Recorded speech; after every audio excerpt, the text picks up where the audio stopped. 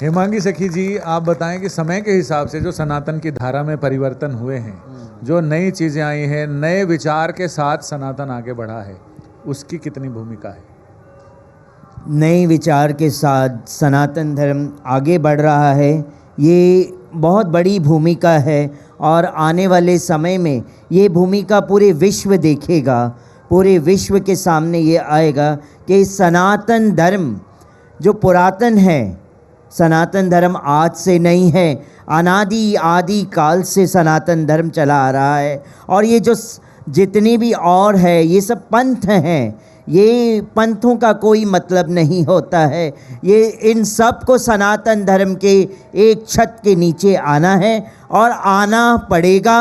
हम सब मिलके इसका आगाज़ कर रहे हैं और बारंबार मैं हमेशा यही कहती हूँ, हमारे जितने भी सनातन धर्म के बच्चे हैं और न्यू जनरेशन्स की जो पीढ़ियां हैं, उनको मैं यही कहती हूँ कि मानव जन्म अनमोल कहीरा। गुरबाणी च क्या है कि मानव जन्म अनमोल कहीरा, ना मिट्टी विच रोड़ बंदिया वाहिगुरु वाहिगुरु बोल। और यही चीज़ चैतन्य चरितामृत भी कहती है कि भारत भूमि ते होइले मनुष्य जन्म याड़, जन्म सार्थक कौरी कौर उपकार। भगवत गीता कहता है देहिनो अस्मिन् यथा देहे कौमार्यम यौवनम जरा तथा देहांतर प्राप्ति धीरस्तत्र हन्मयहति। ये देह है, तीन अवस्थाओं से गुजरता है, बाल्य अवस्था, कौमार्य अवस्था, वृद्ध अवस्था की ओर अग्रसर होता है। हम रोज़ सुबह उठते हैं, अपने आप को आईने में देखते हैं, हमारी बॉडी में, हमारी पर्सनालिटी में, चेहरे में चेंजेस पे चेंजेस आते रहते हैं। तो हम इस कटु सत्य को जानते हैं, फिर भी हम जाग नहीं पा रहे हैं।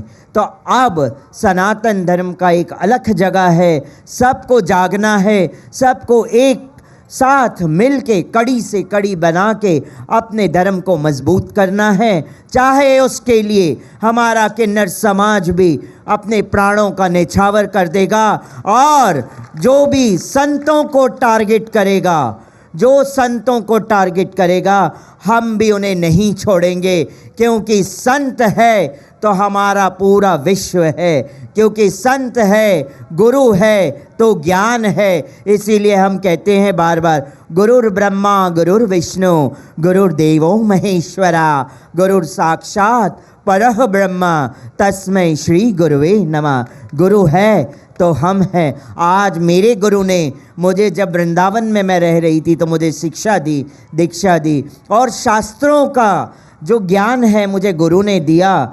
तभी आज मैं आपके सामने बैठ के इसका गान करती हूँ। और मैं दो शब्द और कहूँगी कि मैं हमेशा मीरा के पच्चिनों पे चलती हूँ और एक ही चीज़ कहती रहती हूँ बारंबार, ऐरी मैं तो प्रेम दीवानी, ऐरी मैं तो प्रेम दीवानी, मेरो दर्द न जाने कोई, मेरो दर्द न जाने कोई, जाने तो जाने, जाने तो जाने, मारो गिरधर गोपाल दूसरों न कोई। मेरी गिरधर गोपाल ही में है, मेरे हृदय को जान सकता है और कोई नहीं जान सकता है मेरे हृदय में क्या चल रहा है। अब हम कार्यक्रम के इस सत्र के समापन की ओर बढ़ रहे हैं, तो मैं महंत राजू दास जी से त्वरित प्रतिक्रिया लूँगा। जो अगर सनातन बोर्ड की जो मांग की जा रही है, उससे क्या फ़ायदा होगा नई पीढ़ी को और कैसे सनातन की रक्षा हो सकेगी? देखिए, अभी पूज्य महाराज जी ने कहा कि जब वक्फ बोर्ड का पहले तो काम ही नहीं है, बकवास बोर्ड है, लेकिन क्योंकि यह देश संविधान से चलता है, संविधान में हम लोगों को आस्था है, विश्वास है, लेकिन जिस प्रकार से संविधान को भी जब उनका वक्त आता तो मजाक बना देते हैं। अभी संभल की तत्काल की घटना है, हमने कोई आदेश नहीं दिया था, कोर्ट के द्वारा आदेश हुआ, कोर्ट ने कहा कि हाँ सर्वे होना चाहिए, वो टीम गई, उस टीम के ऊपर हमला कर दिया। हमला करने वाले को पुरस्कृत करने वाले कौन? इसी उत्तर प्रदेश सरकार में पूर्व मुख्यमंत्री, जो 5-5 लाख की राशि देने के लिए पहुंच गए। कभी उन्होंने ये नहीं कहा कि हमारे पिताजी ने निहत्थे राम भक्तों की सीना गोली से छलनी कर दिया था, गलती हो गई थी मेरे बाप से, हम कम से कम उनसे मिल लें, हम भी उसको कुछ दे दें, कम से कम उनको भी मन की शांति हो। लेकिन नहीं, इसके नाते सनातन बोर्ड की ज़रूरत है। अगर आपने वक्फ बोर्ड को मान्यता दिया है, वक्फ बोर्ड है, तो सनातन बोर्ड बनाना पड़ेगा। देश में 5 लाख से ऊपर मंदिर को गवर्नमेंट ने एक्वायर करके रखा है। हमारे द्वारे हैं, हमारे अखाड़े हैं, हमारे संत हैं, हमारे महामंडलेश्वर हैं, जिनकी कोई भी बात इन कालनेमी कांग्रेसियों ने नहीं सुनी और लगातार अतिक्रमण पे अतिक्रमण, अतिक्रमण पे अतिक्रमण, अतिक्रमण पे अतिक्रमण करके सभी मंदिरों को एक्वायर करके रखा है। आप देखो, क्या किसी मदरसे को एक्वायर करके रखा? क्या किसी मस्जिद को एक्वायर करके रखा? क्या किसी चर्च को एक्वायर करके रखा? नहीं, एक भी नहीं मिलेगा आपको, एक भी नहीं मिलेगा। लेकिन नहीं, मंदिर जितने हैं सबको अतिक्रमण करके रखा है।